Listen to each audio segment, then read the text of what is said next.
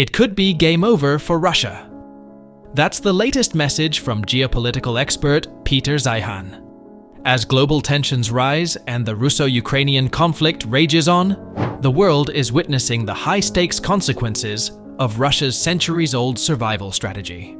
With the country struggling with a crumbling infrastructure and an undertrained military, Russia has been forced to defend itself by pushing its borders outward, expanding until it meets natural barriers that can do what its armies often cannot. That is, to secure its nation. The ongoing conflict in Ukraine is a direct manifestation of this long-standing Russian strategy. However, the initial stages of the war in Ukraine exposed fatal weaknesses in the Russian military.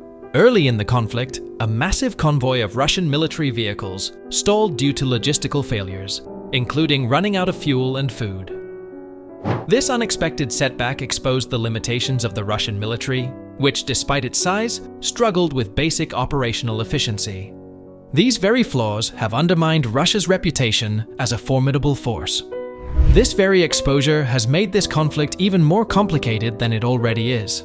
In an in-depth analysis with political strategist and geopolitical expert Peter Zeihan, we discuss the broader implications and highly possible outcomes of the Russo-Ukrainian war, where every one of us may be greatly affected. Make sure to stick around to the end of the video, where we will analyze Peter's analysis of why Russia is doomed to fail. Also guys, only a small percentage of my viewers are subscribed. If you enjoy economics, geopolitics, or history, consider subscribing. It's free, and you can always change your mind. Now, let's jump in with this analysis with Peter Zeihan. As a result, Russian infrastructure is poor. They've never had the money to build a national road network. You're going to move anything, it has to be by train. You move to the right, to the north, to the blue. You're in tundra and Tegai, and it's empty and it's worthless. Go to the left, to the yellow, to the south, you're in desert, also worthless and empty. But what drives the Russians to binge drink is the beige. Territories that even by Russian definitions are useless, but they're flat and they're empty, and you can totally shove a Mongol horde through there. Russia has been invaded 50-odd times in its history, and only once has the Russian army been the deciding factor in driving them back. It has always been the weather that's done the heavy lifting. So, how do you defend a space like this? You go on the offensive. You expand out of the green through the beige until you reach a series of geographic barriers that you can use as bulwarks. And then you position your very slow-moving, rail-supplied troops in the access points between those. You plug the gaps. And if you can do that, you shrink your external borders from more than 5,000 miles to less than 500. This is the plan. Has been for 400 years. Has been since 1992. Every international crisis in this region that has occurred since then has typically been Russian instigated and has ended with Russian troops in one of those gaps. They lost control of all but one of them at the end of the Cold War. They now have half of them back. If they secure Ukraine, they will then move on to where the two biggest of those gaps are, the two most consequential, and those are in Romania and Poland. They have not been shy about saying this. Now, this was our understanding of the Russian strategic picture before the war. Things have evolved a little bit since then, mostly because of what went down in the first month. You guys remember on the fourth day of the war when that 40-mile long convoy of military vehicles started going south from Belarus to Kyiv?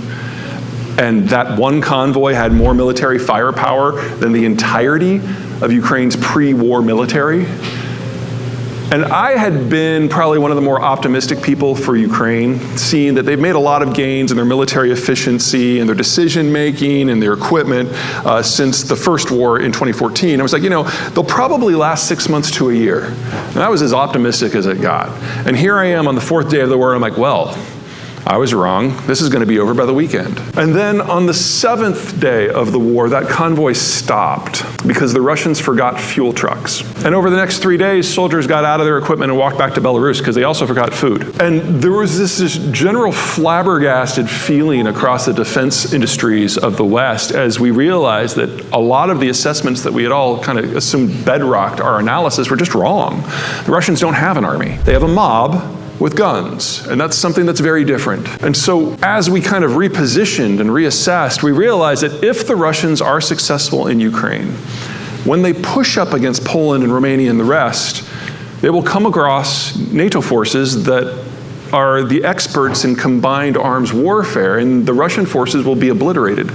On a good day, they might kill one NATO force for every 1,000 that they lose. But that made no one happy, because if there's anything we understand about how the Russians see the world, it's this. And if they can't possibly defeat NATO in a conventional conflict, but they've already paid the price for a major war with none of the benefits, then nukes will come into play the next day. And so the decision was made in Washington, in London, in Berlin, in Warsaw, even in Stockholm, in the first month of the war, that we had to prevent that occasion from occurring. And so the Ukrainians can have anything that they can prove that they can operate and maintain. The Germans were very, very specific on the whole maintenance thing, because like a weapon system you use once and then stop, that's not a weapon system, that's a paperweight. Operate and maintain.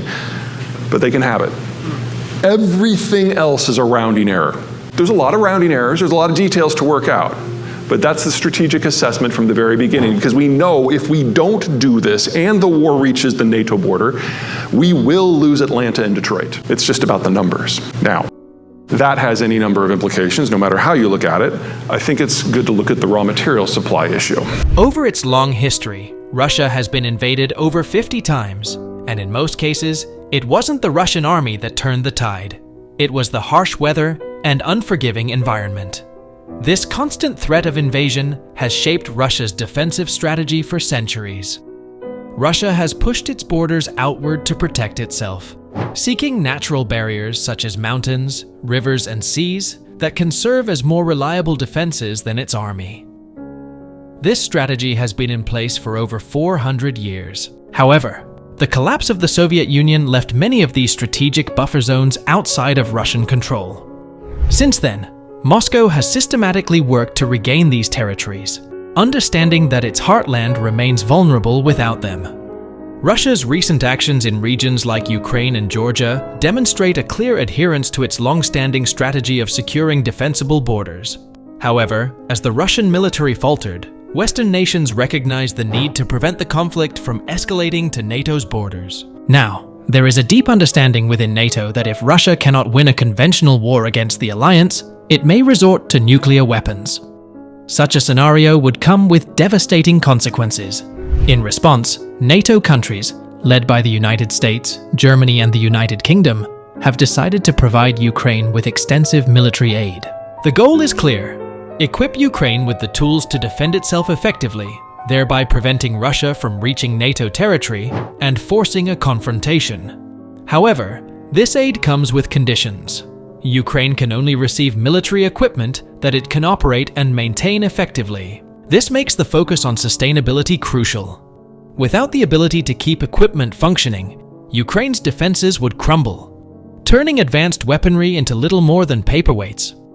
For further understanding, it's worth looking at the ongoing raw material supply issue that Peter Zeihan will discuss. Let's get into it. This is central Siberia, in case anyone is looking for a summer home. It's permafrost. Now, you guys don't have a lot of that down here, but the concept is it's so cold year-round that you have a layer somewhere from a centimeter down to 10 feet, 30 feet somewhere, where below that level it never thaws. And in the summer, the top layer melts, and oftentimes you get horizon-spanning swamps like this. These are thermal karst lakes. If you want to produce something mineral-wise in this sort of environment, you wait for it to freeze solid. You run a piece of infrastructure, typically a berm with a pipeline, a road, a rail line, out into the middle, thousands of miles long in some cases. You have your drilling platform, and you drill in the winter when it's all frozen. You can't drill in swamp. And then you ship it back. Now, this is a very expensive environment to work in. And so the Russians have the highest upfront development costs in the world. It's also a very dynamic landscape because, it melts every year. And so let's say you have an aquifer that cracks open. Well, everything slides to the side. Or maybe the aquifer drains down, in which case you get a mother of a sinkhole. Or let's say you have a warmer than normal summer, and so the permafrost starts to melt. And then when it refreezes, water expands, and the land bubbles. These are all really bad for infrastructure. So the Russians have the highest maintenance costs for mineral production in this region in the world as well. Problem for the Russians, their educational system collapsed in 1986. Before the Soviet fall, which means the youngest people in Russia who are worthy of the term engineer, they turned 64 this year. You think you have labor problems? Oh no. So for the last 15 years, the Russians haven't been the ones doing this work. They don't have this labor force for it anymore. It's been BP, it's been Exxon, and especially the Germans and the Dutch. And that all went to zero the day the Russians rolled into Ukraine. I can't tell you when this is all going to stop. Tomorrow, next year, 10 years from now, I just don't know.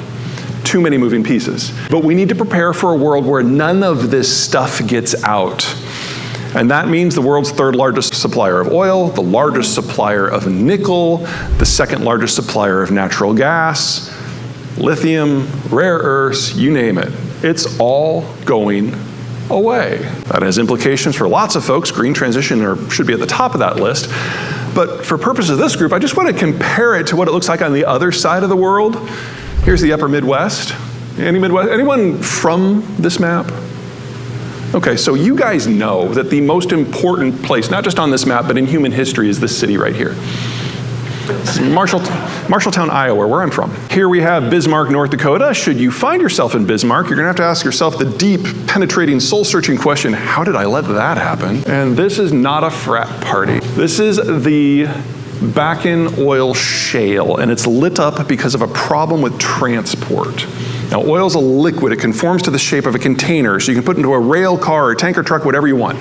But natural gas is a gas. It disperses. So you have to have a leak-free system to collect it, to transport it, and to use it at the same pace that it comes in, because storage is almost impossible. Now, here in the US, we have the world's largest and most diversified natural gas transport system, but we can't keep up with what is bubbling up out of the oil fields as a byproduct. With all that Peter Zeihan pointed out, it's clear to us that the implications of all of these issues extend beyond Russia and Ukraine's borders. As Russia faces increasing isolation and economic strain, its strategic decisions will likely become more desperate and aggressive. To them, the stakes are high. If Russia can secure Ukraine and other critical areas, it will have re-established a large portion of its old buffer zones and make its borders far more defensible. However, if it fails, the country's vast, flat heartland remains exposed, a vulnerability that has haunted Russian leaders for centuries. But with all the damage already done and the risk of nuclear escalation, we are prompted to seek a coordinated and strategic response from Western nations. At the same time, Russia is a major supplier of oil, natural gas, and critical minerals. As Russia becomes increasingly isolated, this could lead to significant disruptions in global markets and affect everything from energy supplies to the green transition efforts. Soon, as Zeihan predicts, we may have to start preparing for a world where Russian resources are no longer available. What do you think of these developments? Share your thoughts in the comments below. Thanks for watching, and subscribe for more updates and analysis as we track this critical story.